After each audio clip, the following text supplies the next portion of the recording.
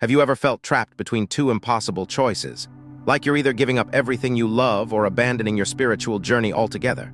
The Buddha faced this exact dilemma over 2,000 years ago, and his solution might revolutionize the way you think about freedom, discipline, and personal transformation.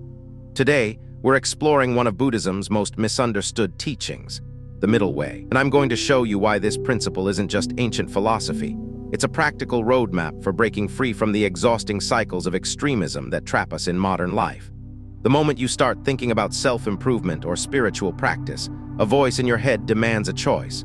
Either you become a monk who renounces everything, or you surrender to every impulse and desire. Either you punish yourself into enlightenment, or you indulge until happiness becomes meaningless. But here's what most people miss: this is a false choice. The Buddha discovered something radical in his own experience. Before he became enlightened, he spent years as a prince indulging in every pleasure.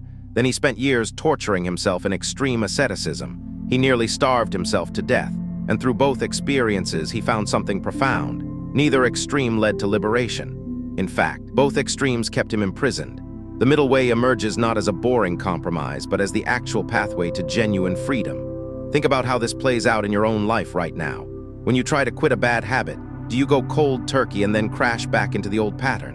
When you start exercising, do you either skip the gym for months or obsess over it until you injure yourself? When you face emotional pain, do you either suppress it completely or drown yourself in it? These aren't character flaws. They're what happens when you operate from the extremes. The extremes are comfortable because they are clear. They don't require nuance.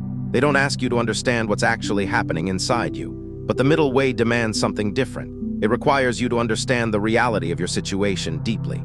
Let's say you've committed a crime, metaphorically speaking. You made a mistake. You're imprisoned by guilt and shame. Your first instinct is to push for freedom, to convince yourself it wasn't that bad, to convince the world you're innocent.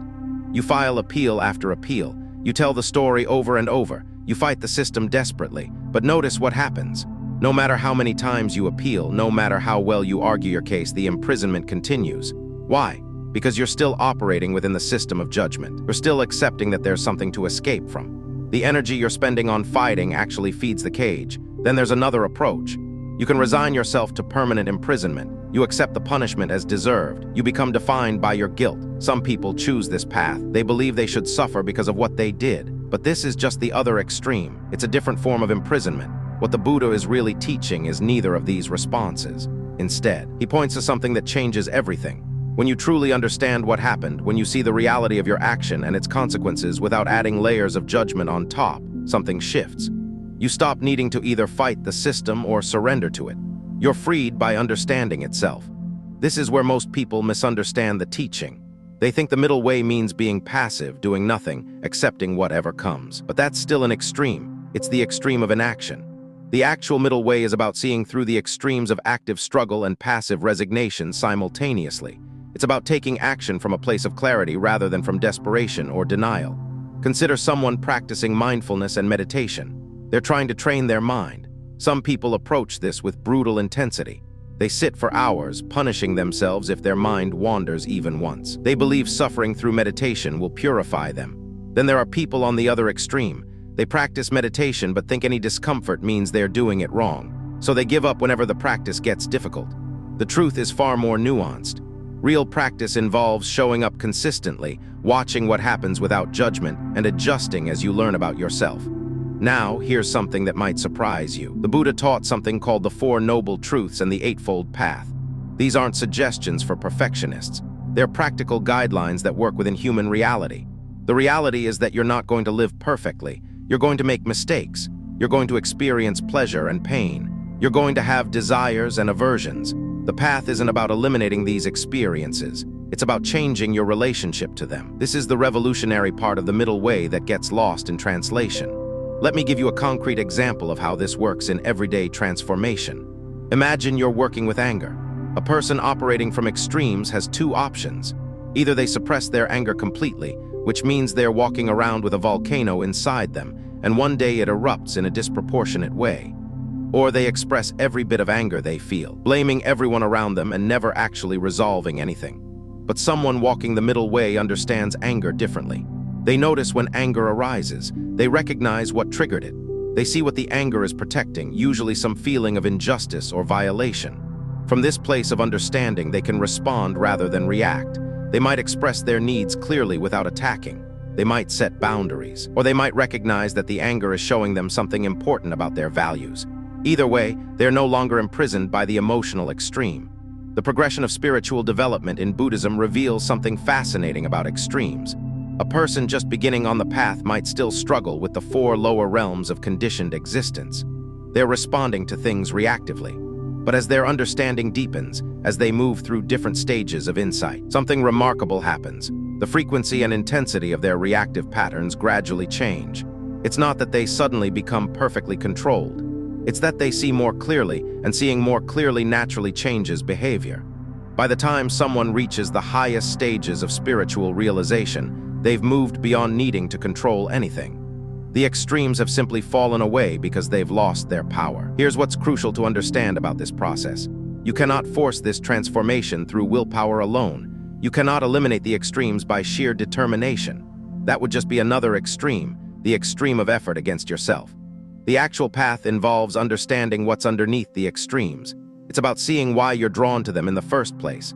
Sometimes we go to extremes of indulgence because we're running from some kind of pain. Sometimes we go to extremes of self-denial because we believe we're fundamentally unworthy. Until you address what's driving these patterns, they'll keep returning. This is why having a good teacher or guide is invaluable. Not because they'll give you a perfect set of rules to follow, but because they can help you see yourself more clearly. A good teacher is someone who's walked the path themselves and can reflect back to you what they're seeing. They're not trying to impose their version of the middle way on you. They're helping you discover your own. The worst thing a teacher can do is become a bad influence, someone who pushes you further into extremes in the name of spiritual practice.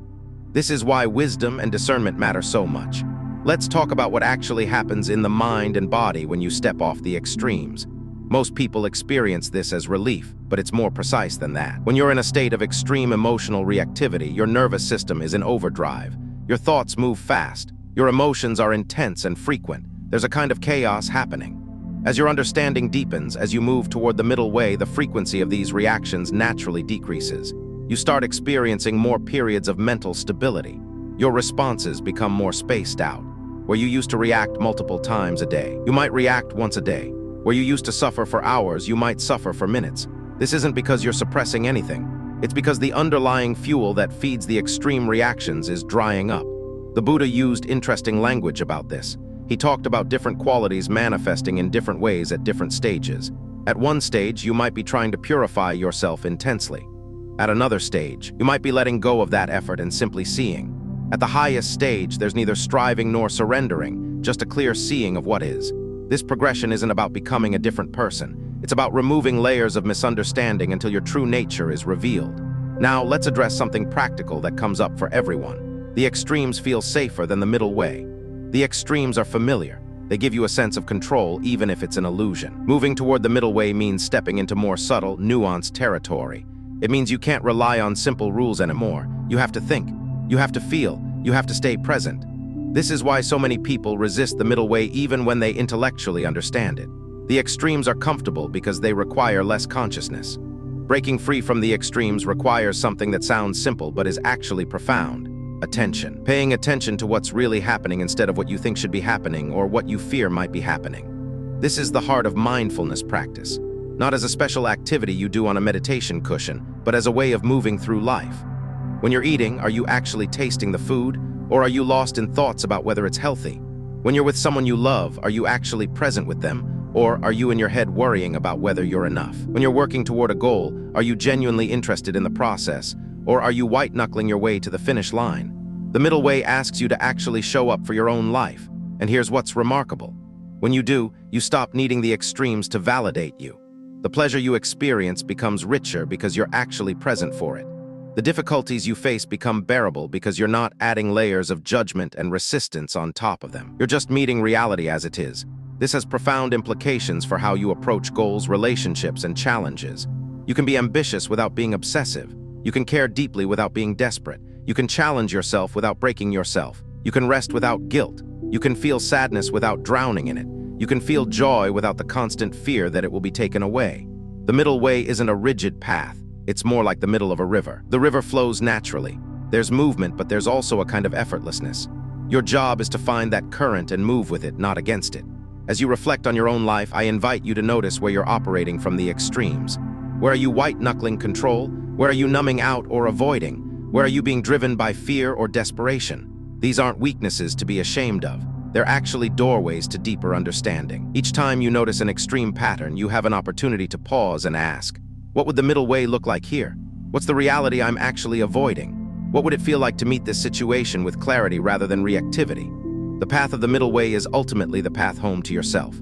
Not to some perfect version of yourself, but to the clear, awake, genuine person you already are underneath all the extremes. And that person is far more capable, far more creative, and far more free than you might imagine. The journey begins with a single moment of true seeing. Make that moment happen today.